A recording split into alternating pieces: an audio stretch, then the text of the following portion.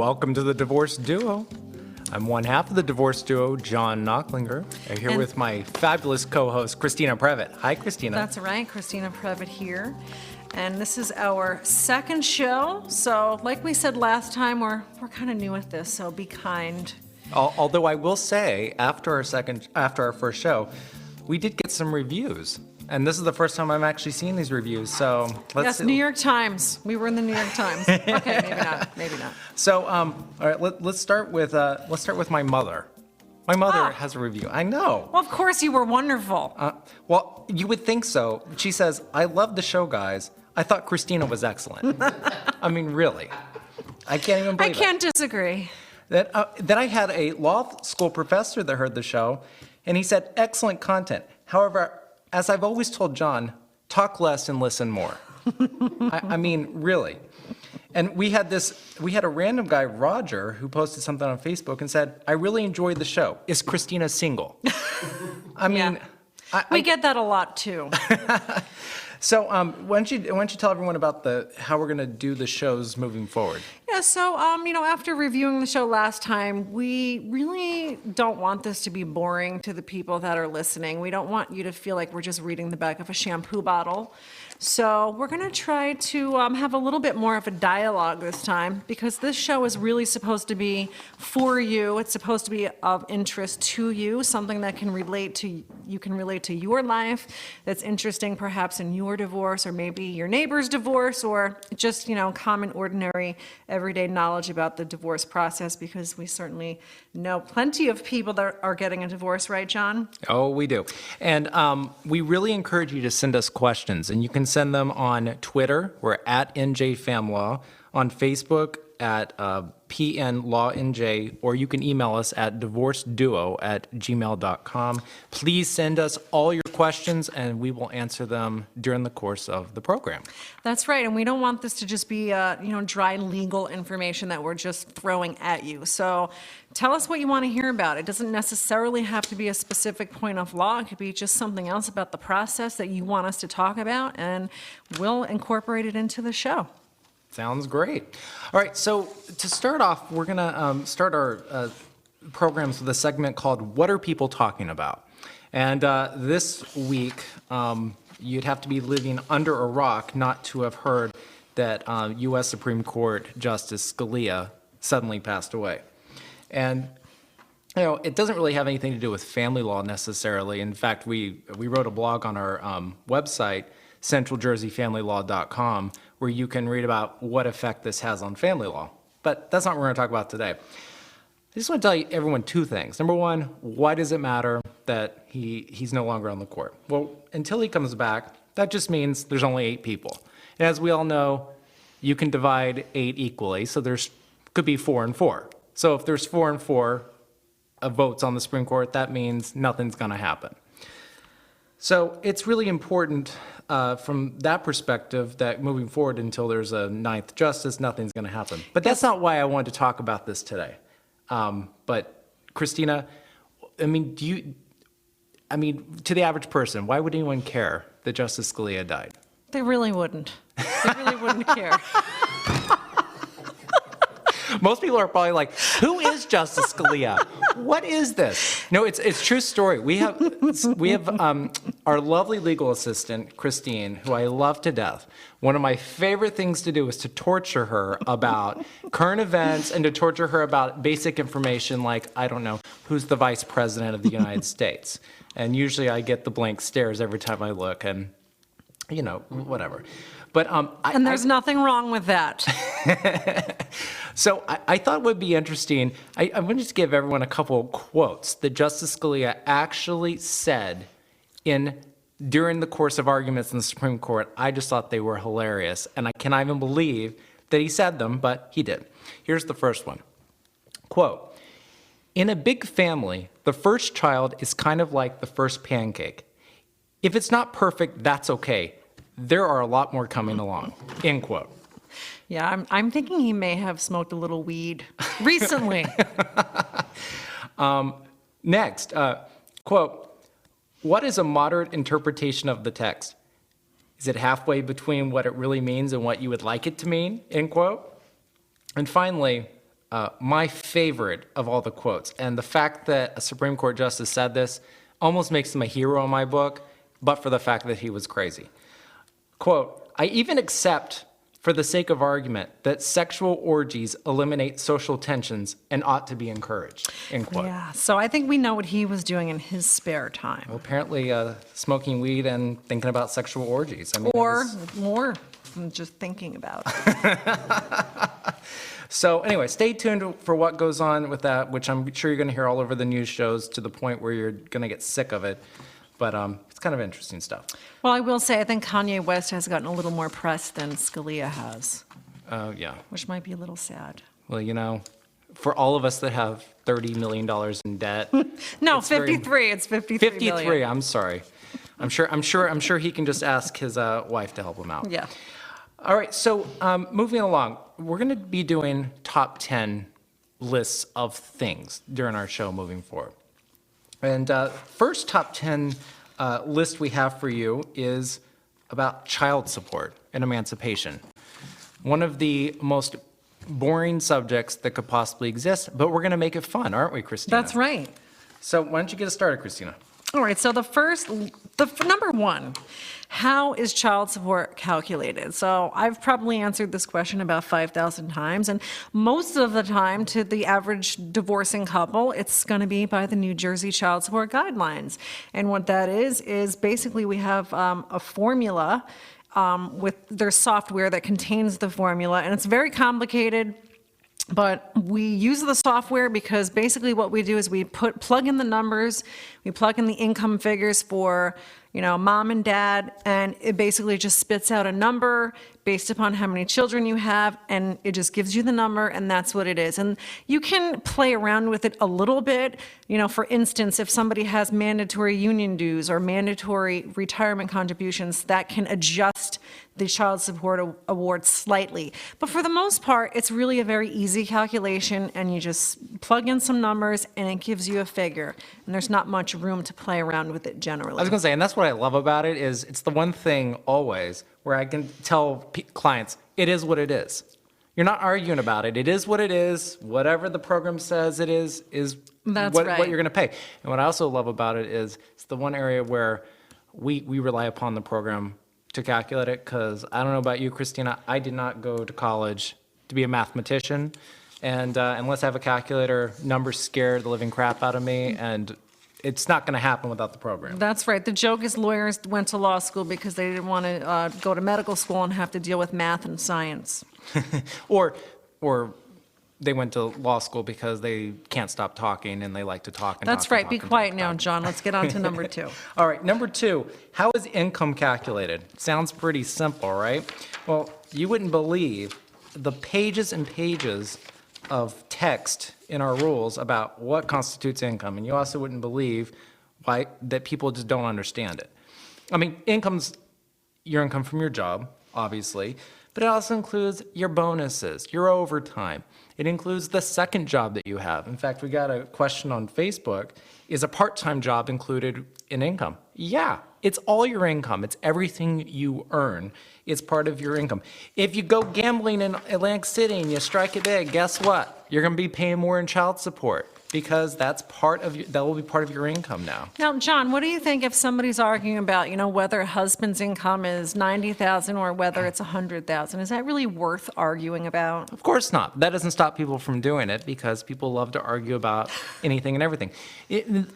Child support, just so you know, if you increase someone's income 10 grand, it might increase child support by like $30 a week. It's not significant. Oh, yeah, I would say even much less than that. Yeah, It doesn't change it by much. Yeah, it might not even move it that far.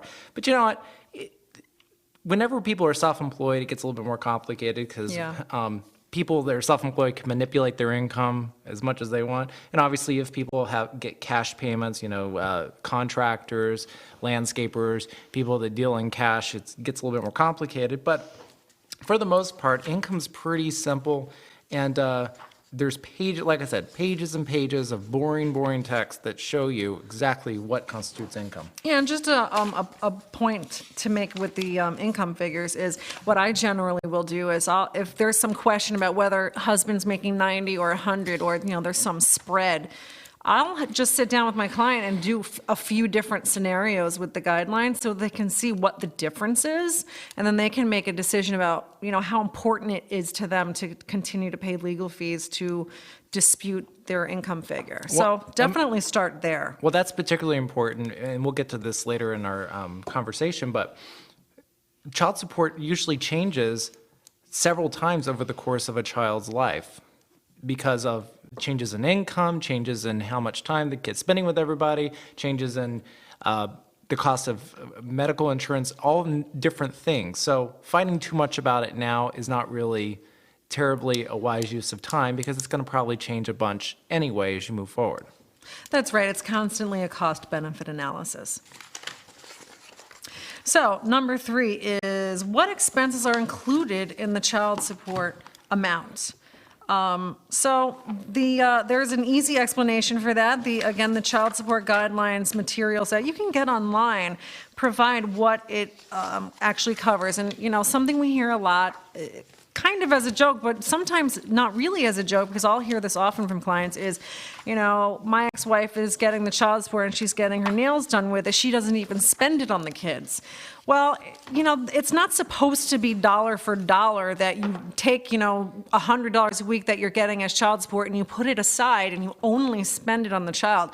That spouse is expected to utilize those funds for the benefit of the child. So that includes things like paying the rent or paying the mortgage, paying the utility bills, things like that, maintaining a roof over the child's head, buying clothing, buying all those incidental things that we all know that kids need, giving them their lunch money.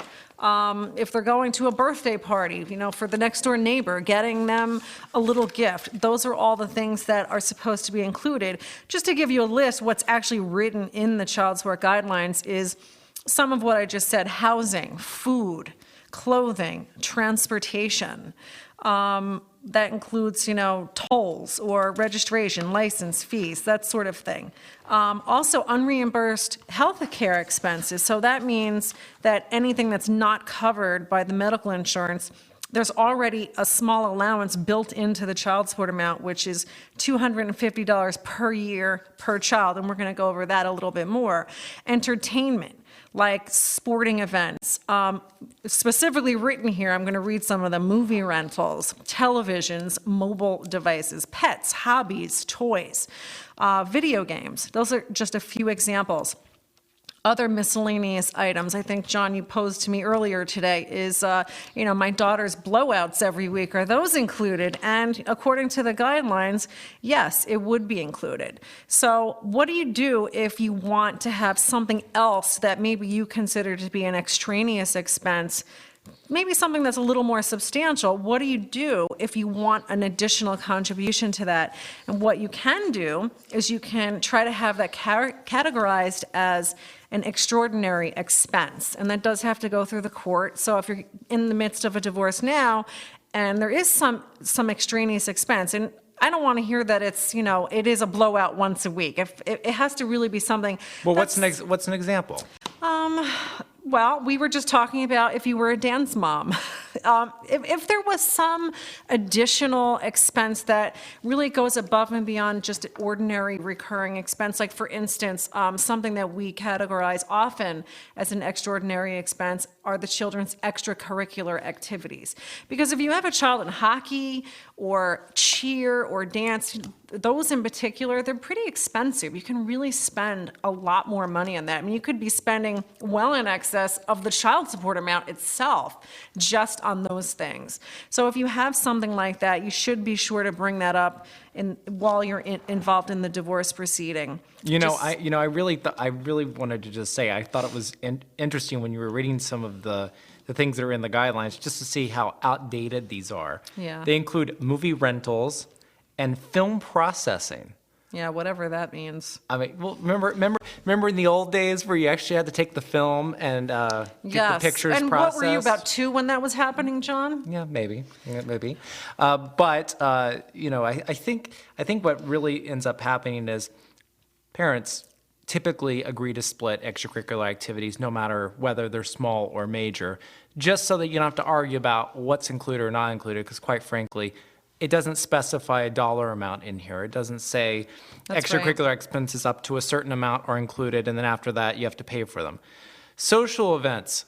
I just saw something recently in one of my cases where someone asked for contribution to 23 Sweet 16 parties because they brought $50 a party, $50 a party. Yeah. And fortunately, the judge accepted my argument and had to explain to the mother that's included in child support. Yeah, and you know, I think just maybe to be devil's advocate here, I can sympathize a little bit with, you know, I'm going to say moms, but you know, even if it's the dad that's the custodial parent, or maybe the dad that's incurring the extra expense, you know, it does seem a little unfair at times to have these other recurring expenses that really can get very costly, and you're not getting a contribution from the other parent.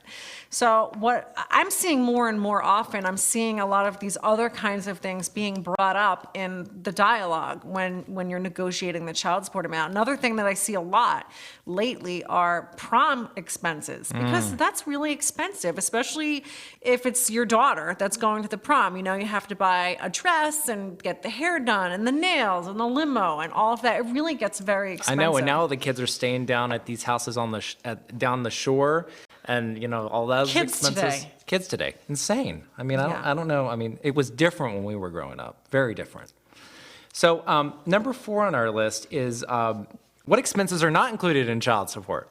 Take it away, John. It would sound pretty self-evident that if we didn't just say it was included, that means it's not included. But you know, I still think it's important to like think about what's not included, because it's really a lot of things that are big. For example, work-related childcare, not included in child support, and it's usually something that gets added in to the child support number, or it may be paid separately.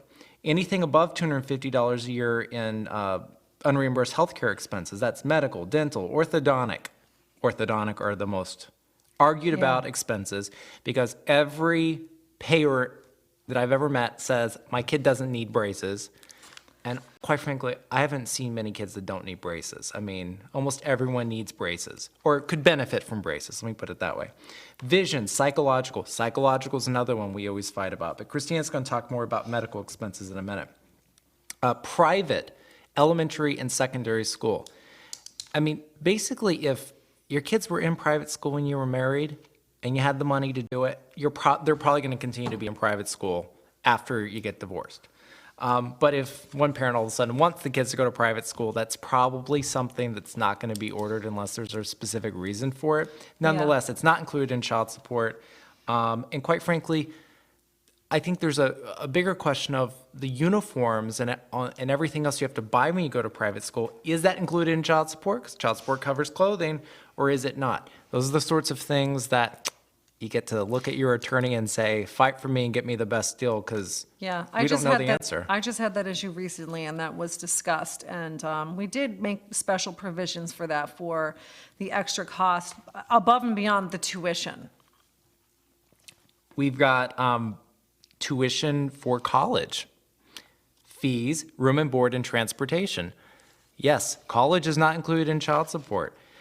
And we'll talk a little bit more about that later, because you would think, of course it's not included in child support, but many people continue to pay child support even after the kids go to college. And most importantly, the car for the kid is not included in child support. The car insurance for the kid's car is not included in child support, neither is the maintenance or the gas. What's included in child support is the transportation for the parent driving the kid around. And this is an argument I see come up a lot, because people that don't really know what they're talking about will say, oh, it says transportation. That does not include a car for the kid. But then again, does every 17-year-old need a car? Well, the other question too is, does the kid need a Mercedes or a BMW? Of course. Or, you know, I mean, I know that your daughter is going to have a BMW, because I've been training her to ask for one. I got a beat-up Ford Thunderbird whenever I turned 16. She's getting something similar. I had a little Chevy Nova, and it was okay, but what was really wrong about it was this awful yellow color. And yeah, I still have nightmares about it. But you know what? I was very happy to have that car because I was free. I could go wherever I wanted. Okay, So next on our list is how are medical expenses treated? And I just mentioned previously that built into the guidelines is an expense for the first $250 per year per child. So that means co-pays, if there were any additional unreimbursed cost that is something that wasn't covered by insurance, then that would also be included there. So, fortunately, most of our clients don't really have that problem. But sometimes, especially in New Jersey, you may have a child that has special needs. Perhaps there's a child that has autism or is on the spectrum. There may be some other expenses that go above and beyond that first $250 per year. So those should be accounted for in your property settlement agreement. There should be an additional provision that says how you're going to split those costs, because you don't want to be arguing about it later. So I've got a question for you in splitting costs. Usually, I've seen this quite a bit, where people will enter into settlement agreements where they agree to split everything 50-50 without any consideration of the fact that that might not be fair in the future. What is your feeling on that? I mean, when you're negotiating these, how do you feel about that? Well, I always add a provision that says specifically that this proportion, if it's 50-50 or 60-40, whatever the case may be, I always add a provision that this proportion can be modified in the future in the event of a change in circumstances. Because sometimes you'll get a judge that says, no, I'm not changing that. It doesn't say that I can change it. So just, err on the side of caution, put it in there. That's the last thing that you want to be arguing about. And as far as how you reach the proportion, some people will just agree, maybe if their incomes are close, or maybe if they do it in the context of other things that they've negotiated in their agreement, they'll just say, let's just split it equally. But you don't have to do it that way. What's more typical is that on the child support worksheet, when you actually calculate it by the guidelines, there's an income proportion, and we often will use that. So that's a good place to start. Yeah, and that's good because that income proportion will take into account alimony. If there's alimony That's being right. paid or received, so it's sort of your after alimony proportions. And I was going to ask you, Christina, what do you do with the premiums for health insurance? Well, those also get factored into the child support calculation in the guidelines. So if you're the one that's maintaining the health insurance for the child, then you are entitled to a credit for the premiums that you're paying for the child. But you do have to provide documentation, so you can get that usually from your HR department, or you can contact the insurance carrier, and it's very easy to get, and it's very easy to implement into the calculation. So just be aware of that. And what exactly part of the premium is it that you get the credit for? It's only the child's share. So you don't just look at your pay stub and say, well, I've got 4 people on my insurance, I'm going to divide that amount by 4. You have to actually get the breakdown from the carrier that says how much you would pay just for you, and then how much you're paying to have a dependent added on. And the difference is the portion that the other spouse has to contribute to. So it can save you a couple of bucks on your insurance, on your calculation if you want to take the time to get those materials. Yeah, I've noticed, used to we would just get the cost of a parent-child minus a parent by themselves, and then you split the cost. But one of the positive things of all the new healthcare changes, not that there's a whole lot of positive things, is that a lot of times now the cost per person is being broken out specifically. So it's getting a little bit easier to figure out exactly how much each child is costing you, as opposed to before where we were just sort of trying to guess. What is your feeling on provisions that should go into an agreement with regard to medical expenses in terms of whether or not there should be consent and approval in advance? Well, that really depends on the case and how well the parties may be getting along. We typically don't think that divorcing parties are getting along very well, but, sometimes they do. They might have some conflict, but for the most part, some people may be able to agree on most things, for instance, where the child is going to go to the doctor. So if I have a case like that, I don't know how much extra provisions they really need in their agreement. However, if I have someone that they can't even agree on, what color the room is or what color the sky is, then I'm going to be more inclined to put additional provisions in that agreement. So to answer your question, I'm as detailed as I need to be for that particular family. So if they need some specific provision that there's only going to be consent before you go to an out-of-network provider, then I'll make sure that I add that in the agreement. Okay. So after the break, we're going to come back and we're going to go through the next 5 things about child support that you need to know. So stay with us. We'll be back.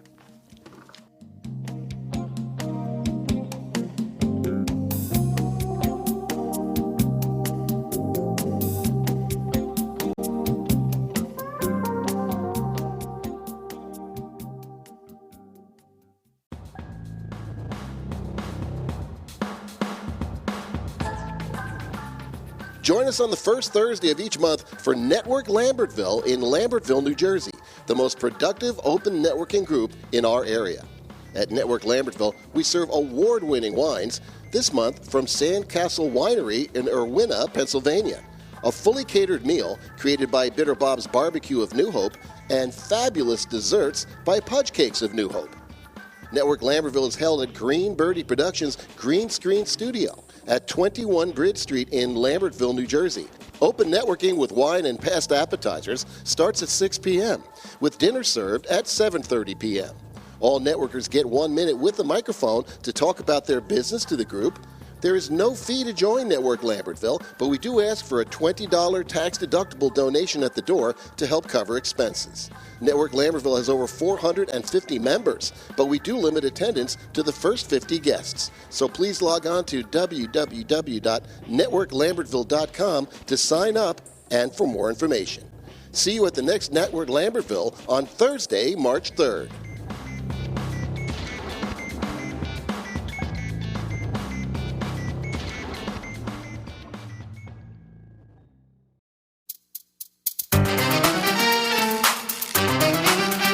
Hi, I'm Deirdre Anderson, And I'm Laura Mangone. and we are here to introduce the new show on PANJRadio.com.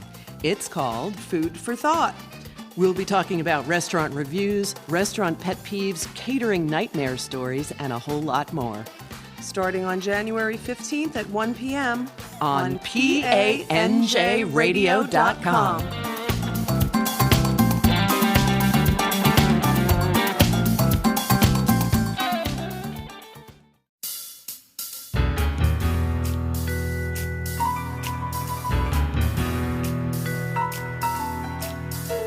Are you having fun running your business marketing?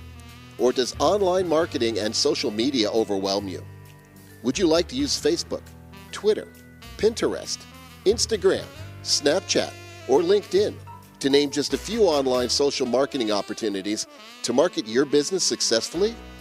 Amplify Your Voice can help. We work exclusively with local businesses in the PANJ radio target area of Hunterdon, Mercer, and Bucks counties, offering social media workshops, one-on-one coaching, managed services, direct online marketing, and web design. Contact us today at 973-615-5287 or email us at radio@ampyourvoice.com for a free no-obligation review of your online marketing. You can also visit us at www.ampyourvoice.com. Amplify your voice in a crowded market. Together, we will put the fun back in your business marketing.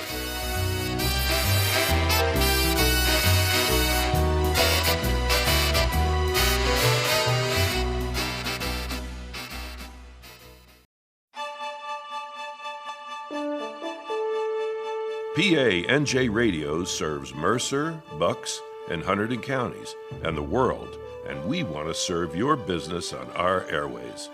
Commercial rates start at just $50 for a 30-second spot on your favorite PANJ show. We run your ad not just once, but up to 7 times in a 1-week period. That's a lot of bang for your buck online. We will track the number of listeners your commercial gets, so you can measure how many new customers you get from airing it with us. For more information, please contact Rob at PANJRadio.com or call 609-460-4550. We can't wait to bring your company new local business. on PANJ Radio.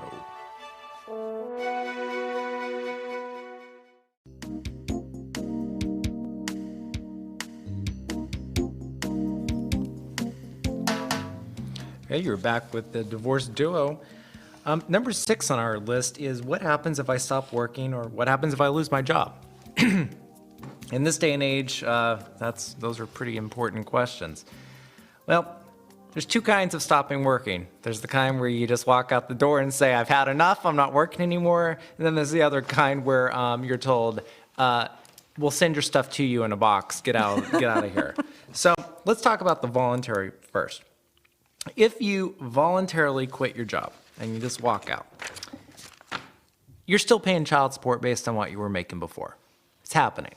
And So I can't have the spouse that, when I get a disgruntled wife, or, a wife calls me up crying saying, my husband said that he's going to show me he's just going to quit his job and he's not going to have to pay me anything at all. yeah, I always say, we'll see about that. Yeah. But those are the same guys too that say, arrest me. I don't care. Just Yeah. arrest me. I'll just sit in jail. I don't And they're care. the ones crying like a little baby when they do get arrested. Yeah. So, I mean, it's overtly simplistic, but if you voluntarily quit your job, you're going to be paying child support based on what you were making. I mean, sometimes people try to argue, oh, it was a hostile work environment, or I had to quit because, of X, Y, and Z.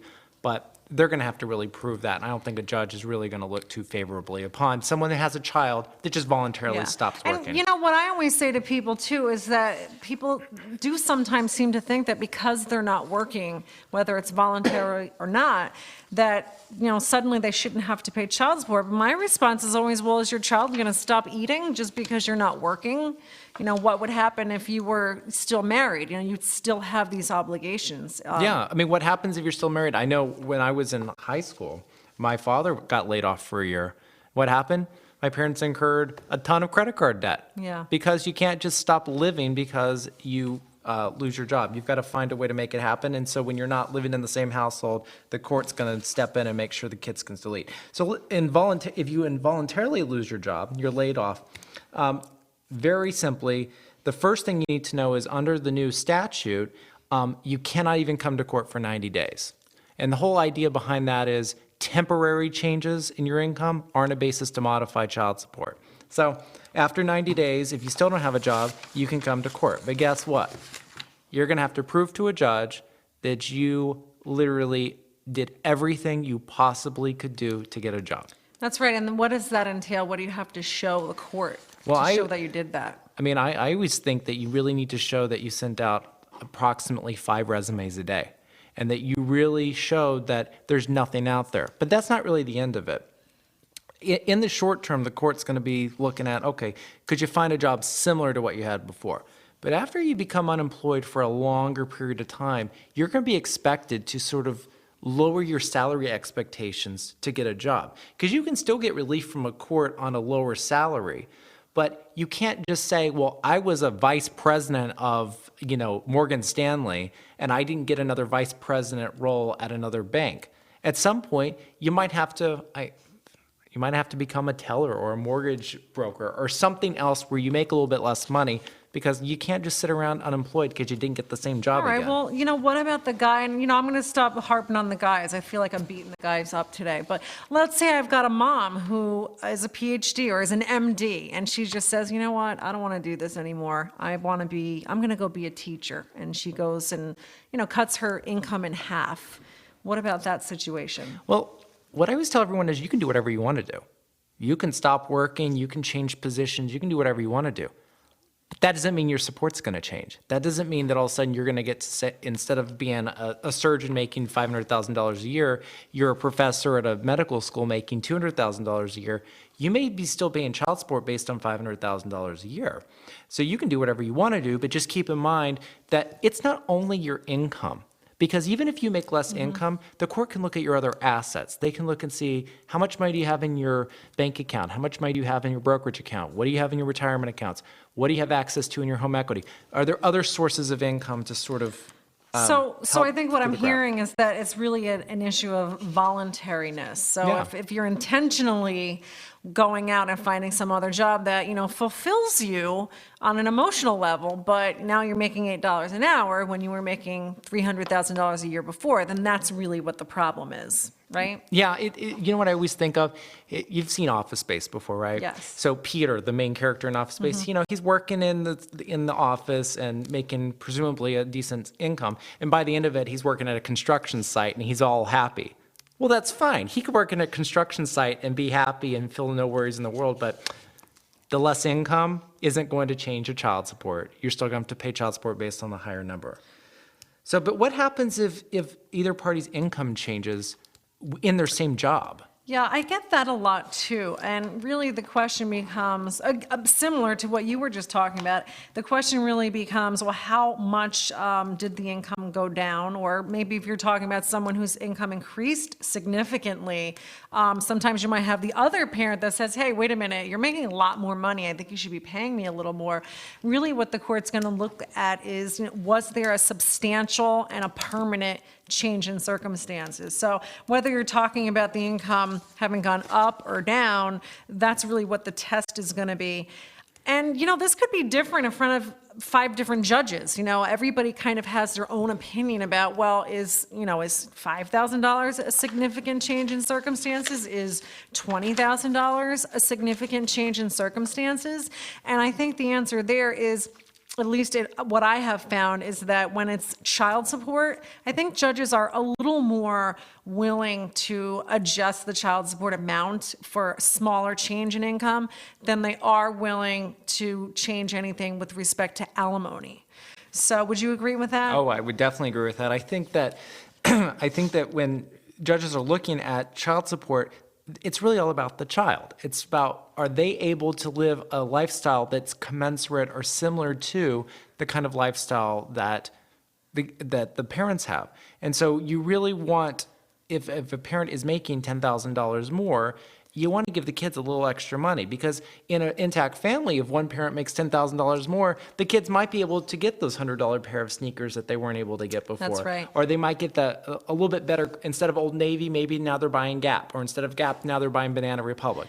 It's that sort of increase, and the judges want to make sure the kids aren't punished because their parents aren't together. That's right. I think probably what people want to know with respect to this question is, if I get a different job making less money, when is it okay? When is it time for me to go to court and get some relief because I'm making a little less? And I generally find that if it's around $10,000, then that, to me, is probably a basis to go back and adjust it. However, I would tell everyone, make sure that you consult with an attorney to have someone do a child support calculation for you with that new income figure, because maybe the other spouse's income has changed, maybe there's been some other circumstances that have changed. Maybe the child support guidelines changed, because they do revise them every so often. You don't want to go to court not having investigated that, only to find out that your child support amount is going to be higher. So always check that first. And again, don't spend $5,000, hiring an attorney to make an application for you to save $2 a week. So you definitely want to make sure you know what the child support figure could potentially be. And flowing from that is the next question, which is, what impact does my parenting schedule have on child support? Because a lot of times, one of the things that will change the child support amount is a change in the amount of time each parent has with the kids. Now, the magic number is 2 overnights a week or more. So if you have 2 overnights a week or more, and you're the non-custodial parent, or the parent that has less than half the time, your child support's going to decrease. So what you'll see a lot of times in disputes is people trying to fight for more than 2 overnights a week, because they're told by their attorneys, you're going to pay a little bit less in child support if you get more than 2 overnights a week. Yeah, and just to add to that, it doesn't have to be specifically structured that way where you have Right. 2 overnights a week. It just has to be 104 overnights per year. So if you can break that up however you want. And that does not include vacation, and it does not include the holiday parenting schedule. Exactly, which is something that people lose their mind about. And what we mean by overnight, and this has gotten lost big time with all of our colleagues and with the judges, what an overnight means. It does not mean where the kid puts their head down at night and wakes up in the morning. Overnight means the majority of a 24-hour day. That's right. So if a kid's spending from 7 o'clock in the morning until 10 o'clock at night with one parent, that's an overnight, even though they didn't actually sleep somewhere overnight. So we got to be a little bit more careful about what's going on. But it's really important the amount of time each parent has with the kids, because the one thing that we assume when one parent only has 2 overnights or less than 2 overnights a week is that they're not having to establish an entire room for the kid. In other words, if you don't have that much time with the kid, you might be able to have them sleep on a couch or somewhere else, or like maybe they have a bed in your bedroom. Whereas if they're with you a whole lot more, the assumption is that you have to have a whole bedroom for them. You have to have an entire place in your house for them. So that's the reason why child support changes so much, is that if you've got more time with the kid, there's an assumption that you're going to have a bigger residence for the kid. And so we split that cost between the parties as well. John, what happens when there's a 50-50 custody arrangement? Well, it's unclear. And I'll tell you why it's unclear. There's a case out there. We're not going to get into what it means to be a trial level decision, but there's a case out there that suggests that there's a specific formula we should use when the parents have exactly equal time. Are you talking about the Wunsch-Deffler case? I am, but naughty, Christina. We're not talking in cases here. But the whole assumption there is that the parents are sharing what we call controlled expenses. Now, controlled expenses... Shampoo. Well, Shampoo. Or is it snore? That's supposed to be my safe word when John starts to get too lawyery on us. Well, there's an assumption that things like clothes are being bought by both parents. And since they're being bought by both parents, they're no longer just given to the custodial parent anymore. Yeah, so just to answer the question to the average person out there, not the lawyers, the lawyer crowd, well, hopefully they all know the answer to this question already, but just to the average person, what can they expect child support to be if there's a 50-50? Is it significantly reduced? Is it just the same as if they had, what you described earlier, 104 overnights a year? If it's 50-50, if it's equal time and the parties' incomes are relatively similar, there's not going to be child support. Or it's going to be very minimal, so minimal that usually people will just agree for there to be no child support. That's right. And you know what, to go on to that point a little further, I have a case now where there is a 50-50. The parties have not agreed on the child support amount yet. And they are arguing about that. And we'll say the husband, he makes more. He makes about $40,000 more. He's insisting that he should not have to pay child support because it's a 50-50. And I hear that a lot. I hear people a lot say, well, it's a 50-50, so it's just a wash. That's always the word they use. It's a wash. But would you agree with that? I mean, that's really not what the law is, right? It's not a wash because the parent making more money can give a better lifestyle to the kids than the other parent. And it's about making sure the children, I would think of it like this. It's ensuring the children have a similar experience at both houses. That's right. So it's not a wash because even though the time sharing might be equal, the income of each household is not equal. So really the PPR with the parent of primary residence is generally, that's the one that pays child support to the other parent. So the PPR is always going to be the one that's making more. And I don't mean $1,000 more. It has to be, significant enough that it makes a difference in what one parent is spending over the other. So, right, because you're not going to have child support of $2 a week or $3 a week. You're just not going to do that. It's too much trouble. So if there's a difference of $40,000, there's still going to be $30, Yes. $40, $50 of child support a week, which will make a big difference. But what happens when a child goes to school? So when you mean college? College, yeah. Okay, so when that happens, the child support doesn't just stay the same. And, this is something that people should try to at least discuss a little bit when they're negotiating their property settlement agreement. Even if the kid's 4, Obviously, it's more important if the kids are 15 or 16 and they're closer to college age, but it doesn't just automatically continue by guidelines. But at the same time, it doesn't just automatically stop. So there really needs to be a conversation about what the child's expenses are going to be. And there's a number of factors, like where is the kid going to go to school? Is the kid going to be living at home with one of the parents and commuting to school? Is the kid going to be out of state? And how much is the college going to cost? What's the cost of tuition and fees? And we all know college is extremely expensive now, especially if It it's out is? of, oh my God. I've never heard that. Yeah, like back in the day when I had to walk to school uphill both ways, it wasn't Barefoot? a lot. Yes. Barefoot? In the It snow? wasn't a lot. But now it's, it could be $50,000 a year or more. Well, that's what they're estimating is $200,000 for 4 years of college for any kid born today. I mean, that's insane. That's amazing. That's at public schools. Public schools. Yeah. So, I can't believe that. so basically the takeaway to the parent where the child is living, you should have some dialogue about what your expenses are that you are incurring to have that child, keep a room at your house. And, you are still maintaining a roof over the child's head when the child is home, but you're not necessarily automatically entitled to a child support guidelines amount. So you should probably expect there to be some kind of reduction. Yeah, the argument's always, well, I still have to pay rent or a mortgage even though the kid's not home with me the entire year. But, that's something that people fight about nonstop. So moving on to the most important question of the entire conversation. When do you get to stop paying child support? But when you die. No, I'm just kidding. Well, never, because your children will always be coming home asking you for something. Yeah, I got to tell you, especially in New Jersey, I hear more and more stories of 30-year-olds living at home. I can tell you one thing. When I was 30, if I had to live with my parents, I would kill myself. But Well, I hope your mom's not listening because she might be very hurt by that. well, she doesn't like me anyway. She only wants to listen to you, so I don't really care. Well, can you blame her? Well, she has to hear me all the time.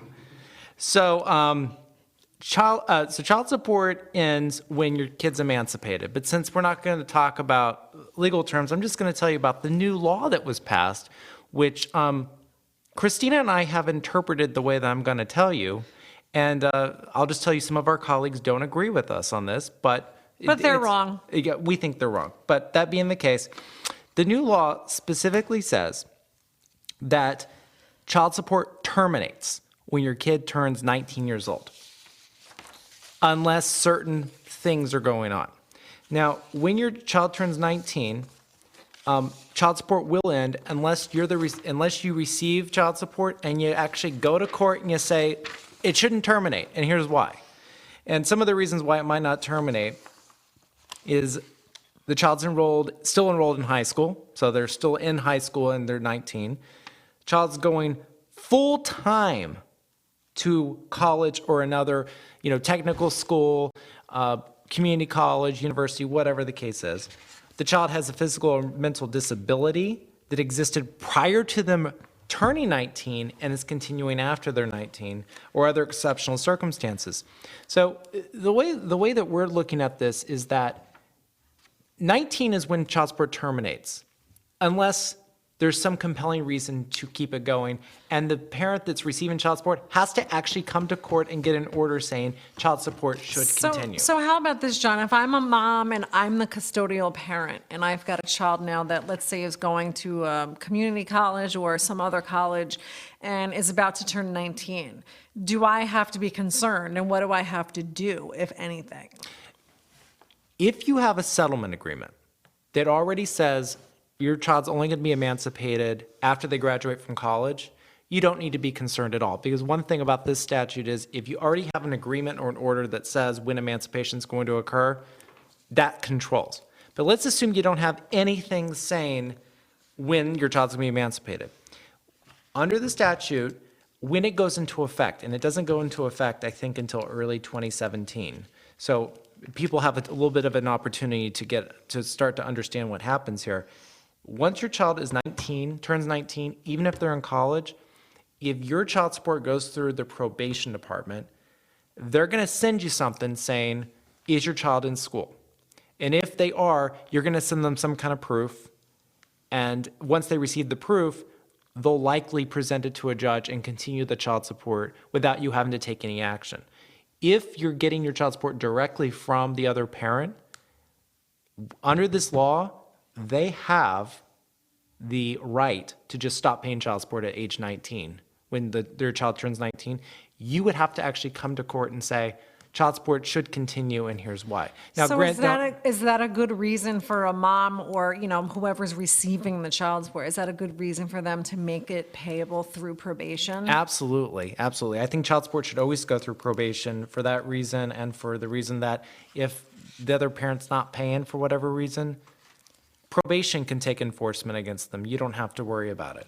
So it's an interesting area. We have a blog on our website if you want to read more. And just to remind everybody, we've gone over a lot of these issues really quickly, and it's not intended to take the place of legal advice. So if you have any questions at all about your particular case, you absolutely should consult with an attorney who can take the time to speak to you a little more in detail about your case, and also, very important, to read your property settlement agreement if you have one, to see if there's any other provisions that might be relevant to any of these issues.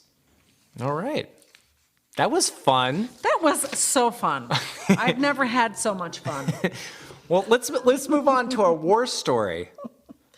That's right. So I think, John, you did the war story last week, and this is just intended to share some of our ongoing experiences from week to week, because I'm sure some of you might find it entertaining or might be able to relate to it because it might be something that's happening to you. So my war story is that recently I have this case now. It's actually the same case that I mentioned earlier, where there's a 50-50 arrangement and the couple is not in agreement about what the child support should be. Basically, the parties had gone to mediation just alone, without attorneys. They hadn't consulted with anybody, gosh, maybe a year ago. And they thought they had an agreement, at least my client, the wife, thought that they had a deal. And nothing was in writing, nothing was signed, and she left kind of on a handshake, I guess, and expected that something eventually would be signed and that she was done. Well, it turns out that the husband had a change of heart, didn't want to sign the agreement when she had presented something to him to sign, and just completely changed his mind about everything. And naturally, she was extremely disappointed. She was making plans to move and, move on with her life. And then she finds out that, no, we don't have a deal after all. So now we're in litigation now, many months. This, like I said, this was about a year ago. And it happened once again. The parties have been trying to save some money on legal fees and having some conversations with each other directly, which we encourage. And hubby once again says, okay, let's make a deal. This is it. This is what we're going to do. Hubby asks her to sign some papers so he can refinance the house in his name. And smartly this time, she said, no, I'm not willing to do that until we have a signed settlement agreement. Oh, the carrot and the stick. That's right. We see that carrot an awful lot. That carrot gets a lot of mileage. And that was upon my advice, because if you don't have a signed settlement agreement, it's not binding. And there's going to be a lot of attorneys, waving their arms that there are some exceptions to that, but they're really very limited. And quite honestly, to fall into one of the exceptions, you have to engage in a lot of litigation. And quite frankly, they don't apply at mediation anyway. That's right. So if you don't have an agreement that is signed by both parties, it's not binding. And it's not preferable that you have any handshakes or, verbal promises like that, because there just becomes question as to what was discussed, what was actually agreed to. And it's just gonna, where before you were just arguing about your divorce, now you're arguing about not only your divorce, but whether you had an agreement. So, and I'm sure you've seen it before the other way too, Christina, where you're at mediation and the mediator is very excited. I got the parties to agree to something. And the mediator produces something in writing for the parties to sign. And parties are like, we just agreed to it. And you're sitting there looking at it. I really think that, at least my concern is always that people feel a little bit more like they're not very clear all the time when they're about to sign something like that at mediation. Sometimes you're at mediation all day, everyone's tired, you're excited. Sometimes people do need to think about it. And I know you've experienced this as well, because we've talked about it, where you've had people have buyer's remorse. Immediately after you leave mediation, they're like, I shouldn't have signed that. Do you ever think that you should just, as a matter of course, not have people sign things at mediation? Or do you think there is some utility in that? I think it really depends on the case. Every case is not identical. I don't have a hard and fast rule about definitely sign it or definitely never sign it. It really depends on the case. So if I have a client that I've been working with who's been in litigation for many months and really is very confident about what he or she wants, and we get to mediation and we're able to get something that looks like, similar to what they've wanted, then I'll advise them to sign it, just for the fact that it's done, it's binding, and just like they can't change their mind, the other one can't change their mind either. No, absolutely. All right. Well, thanks everyone for joining us. Divorce Duo here on PANJradio.com.